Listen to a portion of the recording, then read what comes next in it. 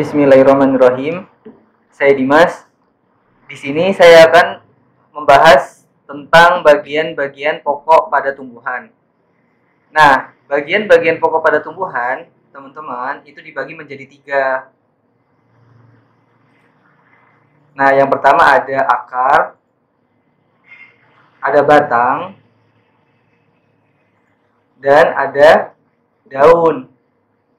Nah, ketiga bagian pokok pada tumbuhan ini itu berperan dalam proses pertumbuhan pada tanaman.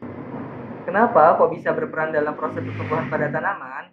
Karena akar, batang, dan daun ini berperan terlibat dalam proses fotosintesis.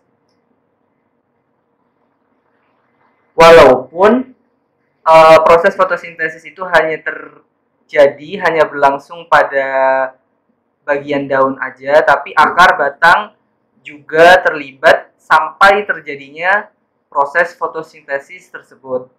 Lalu akar, batang, dan daun ini juga terlibat dalam proses pernafasan, sehingga dapat menyebabkan terjadinya pertumbuhan pada tumbuhan tersebut. Lalu bagaimana tumbuhan itu bisa berkembang biak? Nah, ada yang namanya bagian yang terlibat dalam perkembangbiakan pada tanaman. Bagian yang terlibat dalam perkembangbiakan. Nah, apa sih bagian yang terlibat dalam perkembangbiakan pada tumbuhan? Nah, bagian yang terlibat dalam perkembangbiakan itu tidak termasuk dalam bagian pokok tumbuhan. Jadi, bagian yang terlibat dalam perkembangbiakan ini dianggap sebagai perubahan dari bagian pokok pada tumbuhan. Nah, apa itu bagiannya? Yaitu yang pertama ada bunga. Nah, bunga ini dianggap sebagai perubahan dari batang dan daun. Lalu ada juga buah. Lalu ada juga biji.